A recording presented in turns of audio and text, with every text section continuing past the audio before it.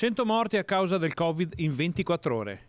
Il Veneto si trova a dover fronteggiare l'ora più buia dell'emergenza coronavirus, proprio nel periodo in cui il numero dei contagi e dei ricoveri inizia a segnare una flessione. Morti 2009-67 sono più 100, quindi la giornata con più morti. Questa ora drammatica va però vista nel contesto dei dati epidemiologici. La fase che decresce per ultima è quella dei morti, perché è quella che inizia per ultima. Cioè abbiamo i ricoveri, abbiamo le terapie intensive, quando cominciamo a avere mortalità è ovvio che la mortalità decresce dopo i ricoveri e dopo le terapie intensive.